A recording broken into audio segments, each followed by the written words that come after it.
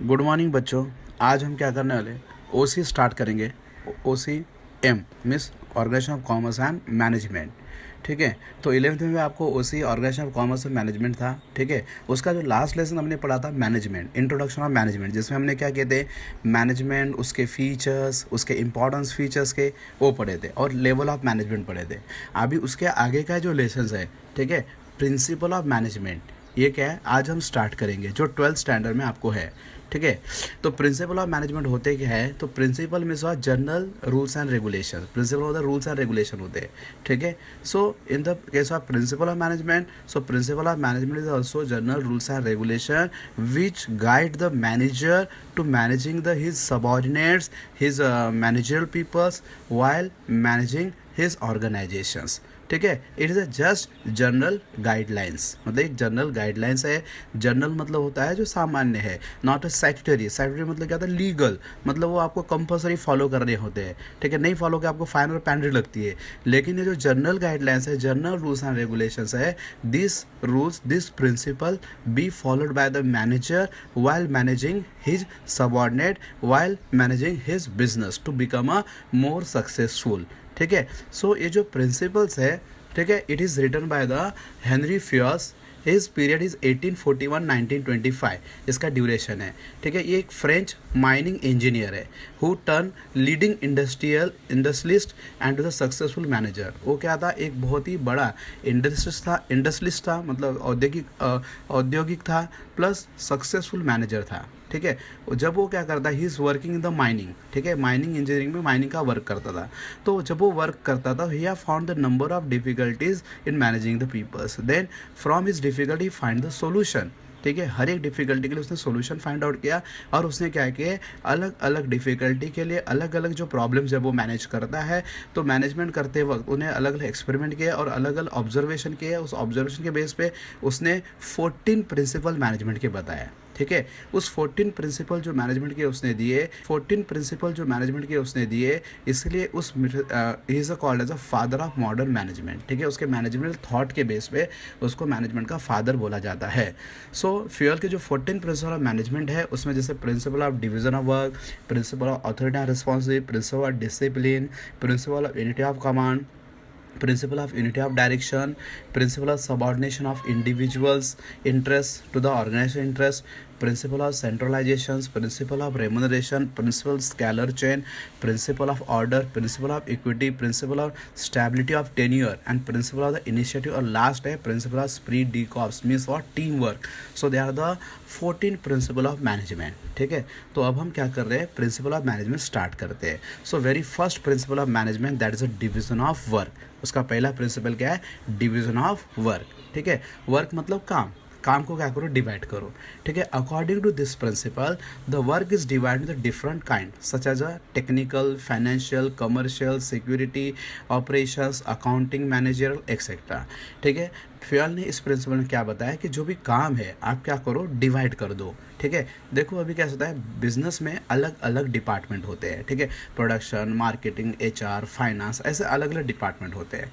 ठीक है, अभी हम क्या करेंगे, हमारे पास जो मैनेजर है उनमें क्या करेंगे, वो काम डिवाइड करेंगे according to their interest, according to their quality, capability, उसके हिसाब से वो काम क्या करेंगे, उनमें डिवाइड कर देंगे। इससे क्या हो जाएगा, by doing the same work again and again they can be become a expert in that particular field. ठीक है, एक ही काम बार बार करके वो पर्टिकुलर मैनेजर क्या होगा, उस फील्ड का एक्सपर्ट बन जाएगा और उसके बाद स्पेशलाइजेशन आएगी। फिर जिससे क्या बढ़ेगा, एफिशिएंसी बढ़ेगी। ठीक है, एफिशिएंसी मतलब काम करने की क्षमता बढ़ेगी, कैपेबिलिटी बढ़ेगी, वेस्टेज कम होगा, क्योंकि वो एक ही काम बार बार कर रहा है। लेकिन अगर समझो उसको हमेशा उसका वर्क चेंज करते रहेंगे, so every change of work need the adjustment. ठीक है, एंड लर्निंग। ठीक है, और लर्निंग टाइम गेट वेस्टेड। अगर आप क्या करते हो, वर्क चेंज करते हो, तो उसने वो काम सीखा, फिर से उसका काम क्या होगा, वेस्ट हो जाएगा। So that's why Henri Fayol says that the work should be divided into the managers according their capabilities and their qualities. It helps to improve the efficiency and expertise of employee, which ultimately turn in the expected productivity level. फिर इससे क्या होगा, अगर efficiency बढ़ेगी तो क्या बढ़ेगी, productivity बढ़ेगी। समझ में? सो this cause a principle of division of work, इसको हम डिवीजन ऑफ लेबर भी बोल सकते हैं। ठीक है, अभी नेक्स्ट जो सेकंड फीचर्स प्रिंसिपल है, that is a principle of authority and responsibility. ठीक है, अभी जो प्रिंसिपल है इसमें फ्यूल ने ऐसा बताया कि जो मैनेजर है उसे अपने एम्प्लॉय को अथॉरिटी भी देनी चाहिए प्लस रिस्पॉन्सिबिलिटी देनी चाहिए। मतलब उसके अंडर जो काम करने वाले सबऑर्डिनेट है उनको क्या करेगा, अथॉरिटी भी देगा और साथ में रिस्पॉन्सिबिलिटी, लेकिन दोनों में प्रॉपर बैलेंस होगा। ठीक है, अगर अथॉरिटी और रिस्पॉन्सिबिलिटी प्रॉपर बैलेंस नहीं होगा so there is a chances of misuse it. For example authority का मतलब क्या होता है, power to take the decision, और रिस्पॉन्सिबिलिटी का मतलब क्या है, इट इज़ अ ऑब्लिगेशन। ये एक ऑब्लिगेशन है, मतलब ये आपके मतलब ड्यूटी है जो आपको पूरी करनी है। ठीक है, उसको बोलते हैं रिस्पॉन्सिबिलिटी। ठीक है, अगर दोनों में बैलेंस नहीं होगा तो प्रॉब्लम हो जाएगा। ठीक है, जैसे अभी देखो लिखा है authority is a right to take a decision. Authority एक राइट है, मतलब पावर है डिसीजन लेने की। It is a necessary to get the thing done appropriately from the subordinate. Authority देना जरूरी है, ऑथोरिटी के बेस पे जो सबऑर्डिनेट है वो अपना काम इजीली कंप्लीट कर सकते हैं, क्योंकि जब सबऑर्डिनेट वर्क करते हैं they need to take the number of decision, तो उनको डिसीजन लेने की ऑथोरिटी होनी चाहिए। ठीक है, और जैसे अथॉरिटी तो दी, authority comes with the responsibility, क्योंकि अथॉरिटी के साथ रिस्पॉन्सिबिलिटी होना बहुत ज़रूरी है, नहीं तो उस अथॉरिटी का गलत इस्तेमाल करेगा। जिम्मेदारी होना जरूरी है। If the manager is given the authority to complete the task within the given time, he should be held responsible if does not complete the work in the given time। अगर देखो जैसे मैंने इसको authority दिया कि भाई तू ये टास्क कंप्लीट कर, अगर वो टास्क को पर्टिकुलर टाइम पे कंप्लीट नहीं करता सो this is his responsibility, complete it in on the time, otherwise he is liable for penalty, punishment, etc. So manager should be have proper authority to take the manager decision and his own in the respect of to the goal. ठीक है, वो खुद से कोई भी गोल को achieve करने के लिए डिसीजन ले सकता है, अथॉरिटी है उसको डिसीजन लेने का। So this cause a principle of authority and responsibility. So this principle says that when the manager give the authority means power to take the decision, he also given the responsibility to complete that decision means on time. ठीक है, next है principle of discipline. देखो discipline आपको पता ही है, देखो discipline बहुत ज़रूरी होता है। ठीक है, विदाउट डिसिप्लिन कोई भी वर्क कंप्लीट होता नहीं है। सो हमारे जो हेनरी फ्यूल्स है, ठीक है, उसने भी क्या किया, प्रिंसिपल ऑफ डिसिप्लिन बताया। तो in the management there also need for the discipline. Discipline का मतलब होता है obey the rules and regulation. जो भी बिजनेस के रूल्स और रेगुलेशन है, जो पर्टिकुलर टास्क को करने के लिए जो भी हमने पॉलिसी, प्लान, रूल्स, रेगुलेशन बनाए उसको फॉलो करना, that is called the discipline. ठीक है, according to Fayol principle discipline is the most essential thing in the organization.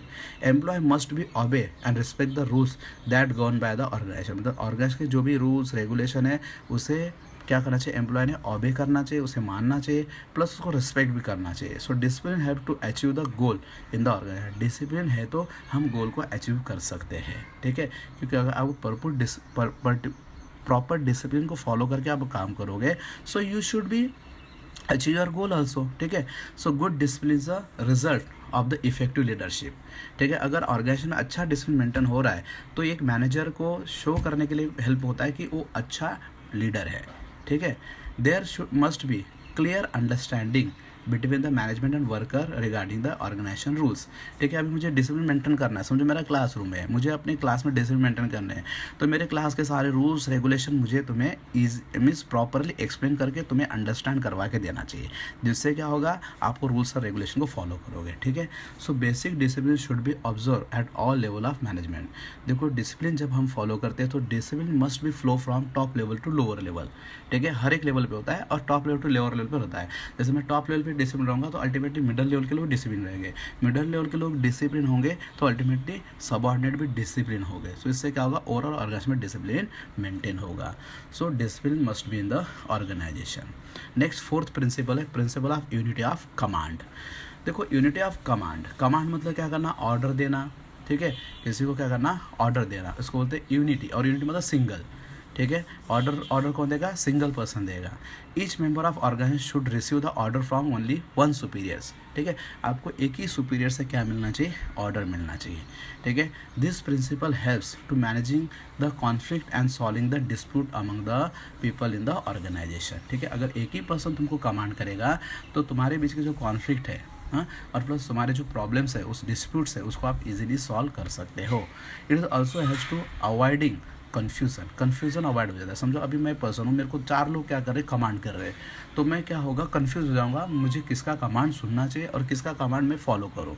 ठीक है, if an employee receive the command from more than one authority, अगर एक employ है, बहुत सारे अथॉरिटी उसको कमांड कर रहे हैं, so he will get the confuse and will not be able to take a decision.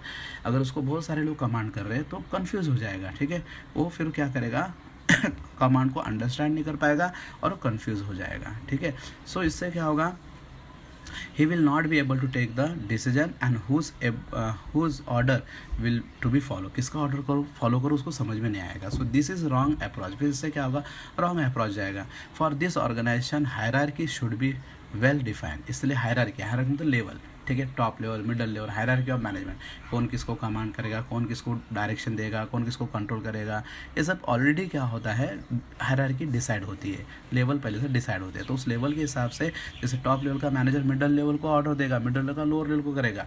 ठीक है, so each employ should know his immediate superiors, मतलब उसको मालूम है तुरंत किस सुपीरियर्स को उसको कहना ऑर्डर देना। अभी लोअर लेवल का पर्सन डायरेक्ट टॉप लेवल के पास नहीं जाएगा, लोअर लेवल का मिडल लेवल के पास जाके कमांड करे, मतलब रिपोर्ट करेगा, और मिडल लेवल का डायरेक्ट सबऑर्डिनेट को क्या करेगा, ऑर्डर करेगा। So this immediate superior and should receive the order from him only. ठीक है, वो अपने ही सुपीरियर से ऑर्डर लेगा, दूसरे के ऑर्डर को एक्सेप्ट नहीं करेगा। तो इससे कन्फ्यूजन नहीं होगा। Principal of unity of command means what, single superiors under single subordinate under single superiors, this was the unity of command. ठीक है, उसके बाद नेक्स्ट है यूनिटी ऑफ डायरेक्शन। ठीक है, ये जो यूनिटी ऑफ कमांड है ना, वैसे यूनिटी ऑफ डायरेक्शन भी सेम प्रिंसिपल्स है, दोनों मोस्टली सेम है। लेकिन यहाँ पे कैसा होता है, here group of the subordinate directed by single superiors. ठीक है, this principle state that there should be the one head and one plan and in the every organization each group in the organization should have to be same objectives and the group should be directed by the one manager in the single plan। ठीक है, group of person है, उसका एक ही plan है organisation में, और एक superior से वो अकेला सिंगल सुपीरियर क्या करेगा, एक प्लान के साथ में पूरे ऑर्गेनाइजेशन को क्या करेगा, डायरेक्शन देगा। ठीक है, कंट्रोल करेगा। So this was the unity of direction. ठीक है, नेक्स्ट है principle of subordination of individual interest to the organisation interest. देखो, प्रिंसिपल ऑफ सबऑर्डिनेट मतलब सेकेंडरी, ऑफ इंडिविजुअल मतलब पर्सनल इंटरेस्ट मतलब बेनिफिट। देखो, principle of subordination of individual interest मतलब individual का जो इंटरेस्ट है, मतलब एम्प्लॉय जो है खुद का इंटरेस्ट जो है, पर्सनल इंटरेस्ट है, उसको सेकेंडरी में रखेगा टू द ऑर्गेनाइजेशनल इंटरेस्ट, मतलब बिजनेस के इंटरेस्ट के कंपैरिजन में। सो इसका मतलब है the employee should be given priority to the organisational interest rather than individual interest. ठीक है, according to this principle the interest of organisation must be given the less importance. ठीक है, जो इंडिविजुअल का जो इंटरेस्ट है उसको लेस इंपॉर्टेंस देना है देन इंटरेस्ट ऑफ ऑर्गेनाइजेशन। ठीक है, इंटरेस्ट मतलब बेनिफिट। समझो मैं अपने फ़ायदे के लिए काम नहीं करूँगा, मैं क्या करूँगा, पहले ऑर्गेनाइजेशन के फ़ायदे के लिए, बेनिफिट के लिए काम करूँगा। ऑटोमेटिकली जैसे ऑर्गेनाइजेशन का बेनिफिट होगा तो ऑर्गेनाइजेशन का बेनिफिट मेरे को ही मिलने वाला है बाद में। ठीक है, so while taking the decision the organization the manager should be always consider interest of whole group rather than the interest of single employee. ठीक है, अभी मैं यहाँ का मैनेजर हूँ, तो जब भी कोई भी डिसीजन मैं लेते हैं उसमें क्या करूँगा, सबके बेनिफिट को ध्यान में रखे, मतलब पूरे ऑर्गेनाइजेशन के बेनिफिट को ध्यान में रख के काम करूँगा, मेरे खुद के बेनिफिट को देख के मैं डिसीजन लेने वाला नहीं है। Similarly the employee should be protect the interest of organization first. वैसे एम्प्लॉय ने भी क्या करना चाहिए, जो ऑर्गेनाइजेशन का जो इंटरेस्ट है उसको पहला प्रायोरिटी देनी चाहिए, उनको प्रोटेक्ट करना, उस इंटरेस्ट को पहले प्रोटेक्ट करना, उसको प्रायोरिटी देनी चाहिए। Then his personal interest should be subordinate, उसके पर्सनल इंटरेस्ट को क्या करना चाहिए, सबऑर्डिनेट मतलब सेकेंड लेवल पर रखना चाहिए, पहला ऑर्गेनाइजेशन के फायदे के लिए काम करना चाहिए। For example in every game the players are always thinking about the winning the match as a team rather than his individual record. समझ में, जैसे समझो क्रिकेट का मैच ही देखते हो, ठीक है, अभी हर एक प्लेयर प्ले करता है, खेलता है उसमें, तो वो लोग क्या करते हैं, टीम को जिताने के लिए खेलते हैं, खुद को मतलब आगे रैंक पे आने के लिए नहीं करते। वो क्या करते हैं, टीम को जिताने के लिए वो खेलते हैं, मतलब वो टीम जीत जाएगी, अल्टीमेटली उनका क्या होगा, उनको भी उसका बेनिफिट मिलेगा, ठीक है। So principle of subordination of interest of organisation, individual interest to the organisation interest. उसका नेक्स्ट है 7 पॉइंट प्रिंसिपल ऑफ सेंट्रलाइजेशन।